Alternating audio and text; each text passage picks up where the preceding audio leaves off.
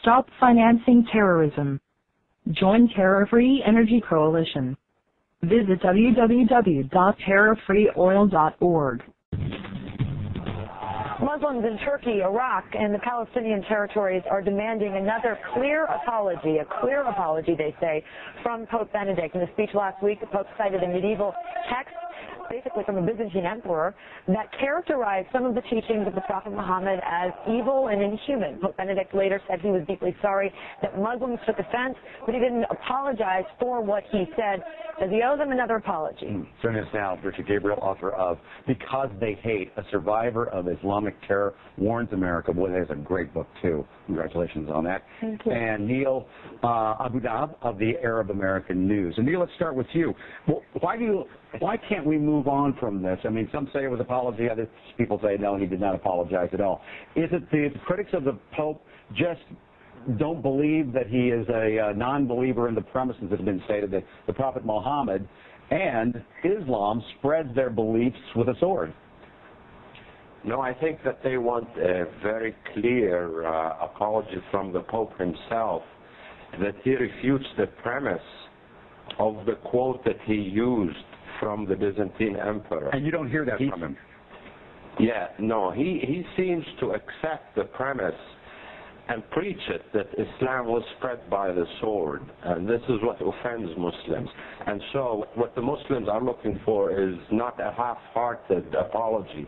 And I think that the Pope is very sincere in trying to create a constructive and positive dialogue between faiths.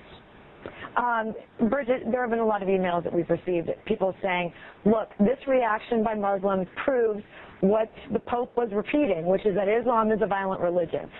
What do you have to say to that? Absolutely, and the Pope should not apologize. Why should you apologize when you tell the truth? Here he is talking about a 7th century Byzantine emperor, talking about Islam being spread through the sword and through killing and violence, and look at the eruption. This is the discussion we're having at the dinner table in the 21st century across the globe. And this is exactly what is happening. But Bridget, are they Islamic extremists, or is this just Islam? This is just Islam. Look what happened in Gaza and the Palestinian territory. Your own reporters, Steve Santani and Wiggs, forced to conversion at gunpoint. Now the barbarians have evolved, instead of using swords, into using guns, technology that the West has developed.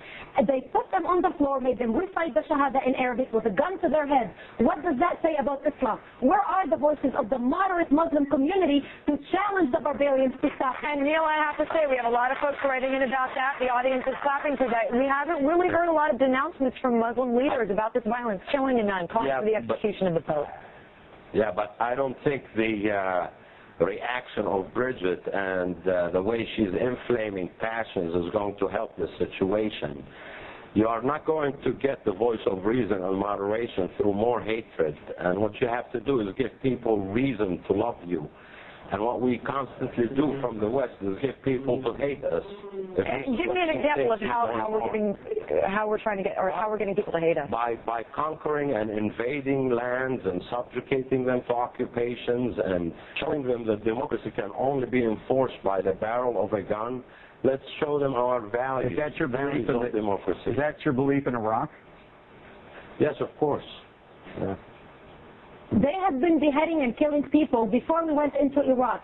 The Muslims, under the banner of La ilaha illallah, Muhammadur Rasulullah, they have massacred and blew up children in Israel, massacred Christians in Lebanon, Hindus in India, Armenians in Turkey, Copts in Egypt, and expelled over 900,000 Jews from Arab lands. You put America and Iraq on the side, and you look at the history of Islam, and then let's start discussing about violence. We in America and in the Western world, we talk, we use our tongues to talk about democracy. In the Islamic world, there is no talking. There is burning. There is a frenzy of hatred, of killing, of cutting people's heads. If you want to talk about violence, When we talk, we are creating a dialogue, and the Pope did the best thing by creating this conversation.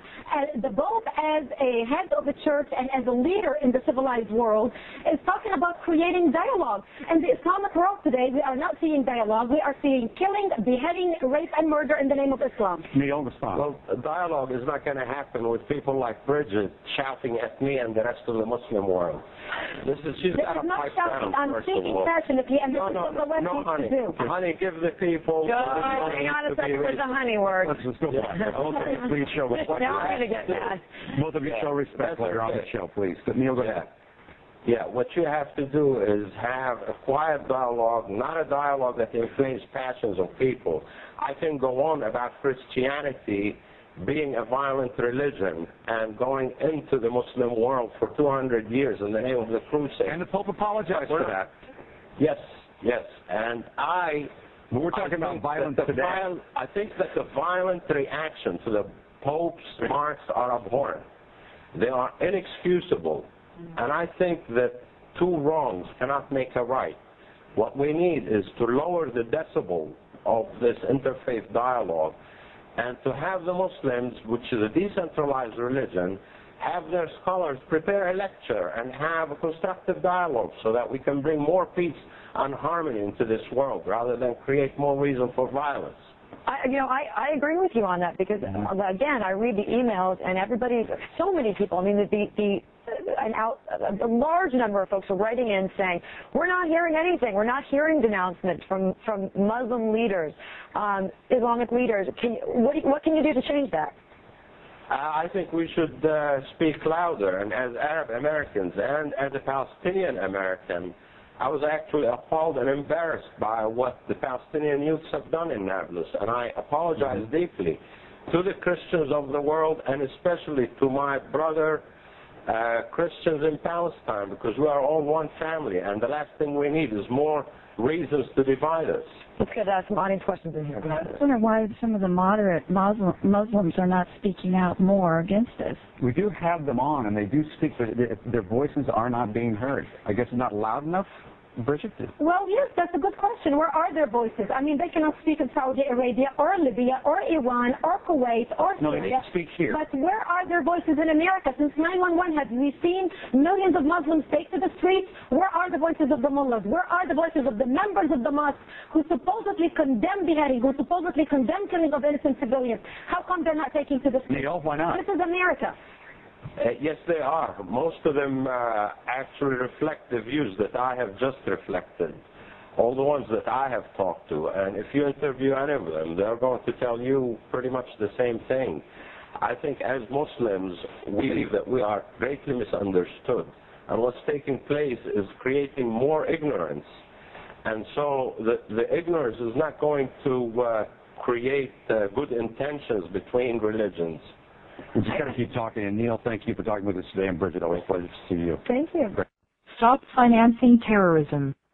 Join Terror-Free Energy Coalition. Visit www.terrorfreeoil.org.